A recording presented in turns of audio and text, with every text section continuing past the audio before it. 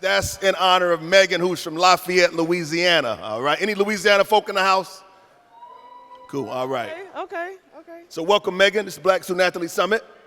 So Megan sent me an email August 28th, 2023. And the typical emails I get, Dr. Moore, I want to speak at the summit. This is my fee. Negro, please. But her email said, Dr. Moore, I came to the summit. We all were in Houston. It was impactful. I just want to help. So I remember I was in my office one day and I called her and we started talking. And I said, no, sister, we're going to put you on the main stage because I think your story is so impactful and so dynamic. All right. So before we talk about the off the court stuff, what was your best season running point guard at Alabama? Oh, that was my senior year, so 21, 22. I averaged 15, and I was fifth in the SEC in scoring. Come on. Yeah. Come on. How do you think playing point guard helped you with just everything you want to do off the court? Yeah, I mean, it's a leadership position, right? You have to know what to do, direct players, lead the team. So those are just some of the things that I was able to do that kind of, propelled me to where I am right now. So you still hoop? No, not too much. My fifth year I actually tore my hamstring. Wow, okay. Yeah. Y'all know about hamstrings? Yeah. It was almost some of them traumatized by the hamstring injury. Yeah, it was actually crazy. We were playing Auburn, and it was like our third conference game of the season. And it was like a few seconds left in the first quarter, and I went to step, and my foot slipped. I did a whole split out there. I heard pop, and I thought I was okay, and my trainer was like, run for me. So I did a little jog, and I'm like, I'm good. Like, put me back out there. I think I had 7 points. I hit a 3. I was like 3 for 3. I'm feeling good. And then she said, no, do a full sprint. And I took 3 steps, and I was like, ah!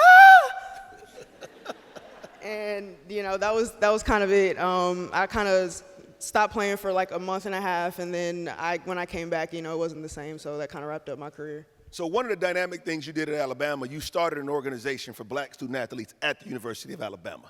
Can you tell us about that experience? Yeah, so it kind of happened, from the summit. I attended back in 22 when it was at Rice in Houston, and some girls on the Texas volleyball team spoke, and they were trying to get building names changed because they were named after racist people. So I was like, well, I go to the University of Alabama. Like, I know there's some work that needs to be done there too. So I really took it upon myself, me and my teammate Jada Rice. We really saw a need for it. So I was was fortunate enough to be close with our senior women's administrator, Tiffany Grimes at the time. And I went to her and I was like, hey, we need a space for us. And there was a little bit of pushback with that, right? I wanted to make it for black student athletes, but it was like, make it more inclusive, minorities and allies. I'm like, what the hell? Right. Allies, what they got to do with this? Thank you. So I really but the goal was to move the needle, right? I knew that I wasn't just going to get what I want by just, going out there and kind of just saying that, The goal was to create change and start to create change to move the needle, like I said. And that really helped me, like you said, the point guard stuff and being a leader. I used that and kind of took my experience to really create change at Alabama. And I remember we talking about, you said you had trouble getting the brothers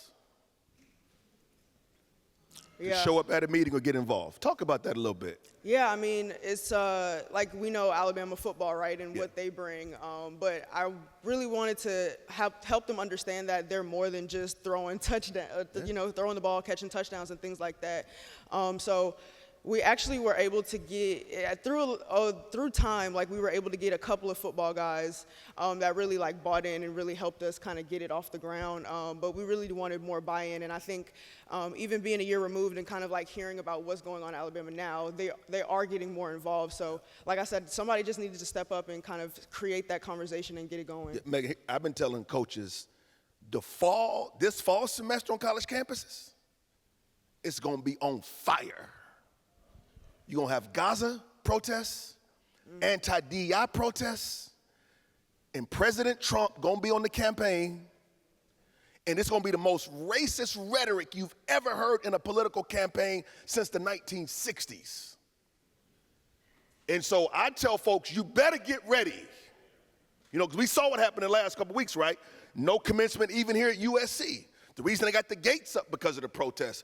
But in the fall, it's gonna be really, I think it's gonna be on fire. So when we talked, I asked you, I said, Megan, how did you spend your summers at Alabama? Because I'm big on, as a student athlete, you got 12 weeks every summer to get something on the resume. So tell us what you did the summer after your sophomore year, and then the summer after your junior year. Or, I may have the years wrong, but you know what I mean. Good. Yeah, so my parents always instilled, like, education in me. Like, they pushed me to be the best not only on the court, but off the court as well. Like, it started in high school. Like, I was valedictorian in high school.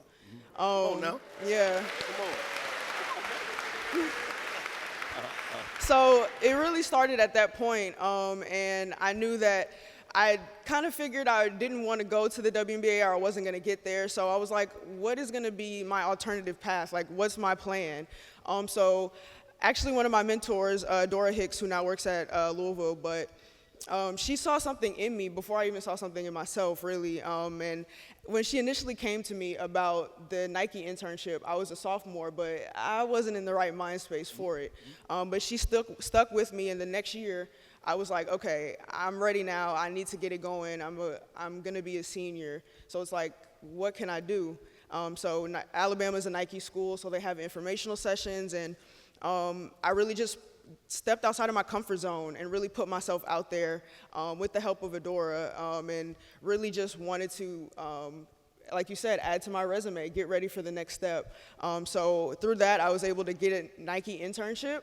And that was a really cool experience. Unfortunately, I wasn't able to go out to Oregon in person for the internship, but it was virtual. So it was during the summer. We had workouts from 6 a.m. to 9 a.m., and then I would log on to work from 10 to 6 p.m.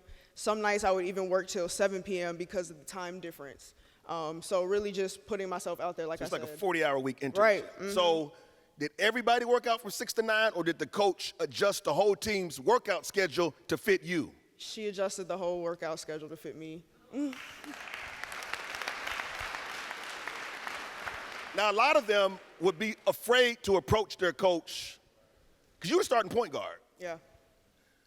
Were you afraid to approach the coach with it, or?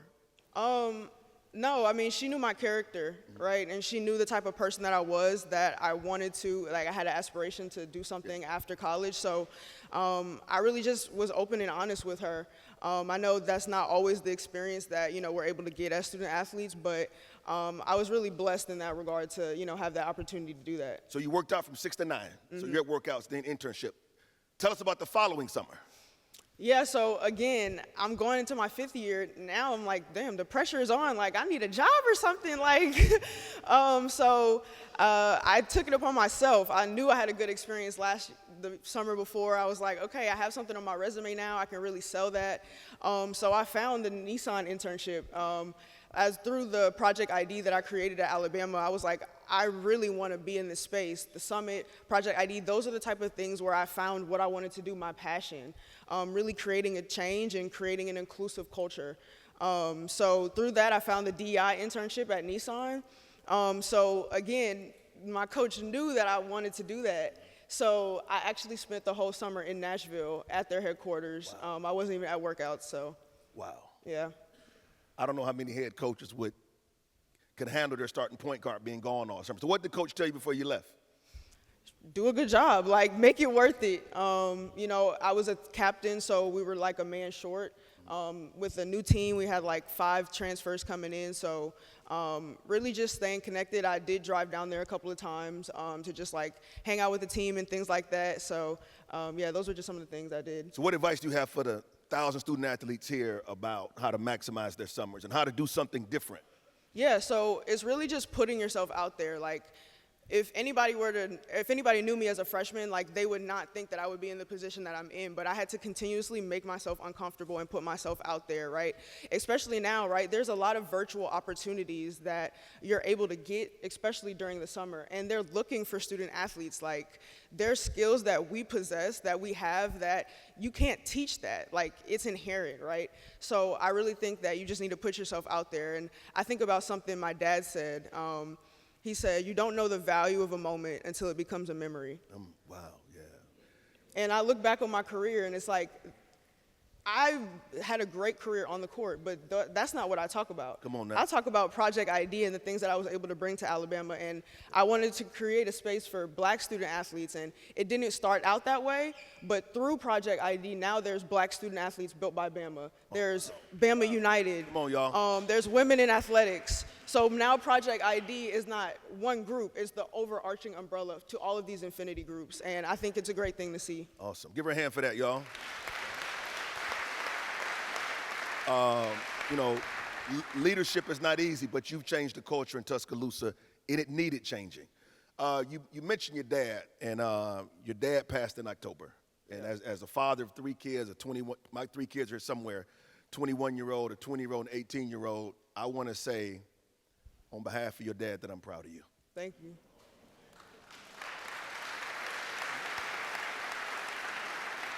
So Megan, let's fast forward to 2032. What is Megan Abrams going to be doing in 2032? Man, the goal is to do something like community engagement, community impact. Like, I saw how it impacted student athletes by just stepping up and getting out of my comfort zone and creating a space for us to be us. So that's something that I want to continue to do in the professional world, just trying to get my foot in the door and trying to do things like that to really leave a place better than I found it. I think that's always the goal, right? I create an impact everywhere I go, and I want to continue to do that throughout my professional career. Awesome. Professionals, do me a favor. When y'all bringing people to campus, bring her. We don't need to bring celebrities. Bring her, someone who will spend time with your student athletes, who will pour into them and share their experience, y'all. So let's give Megan Abrams a hand, all right?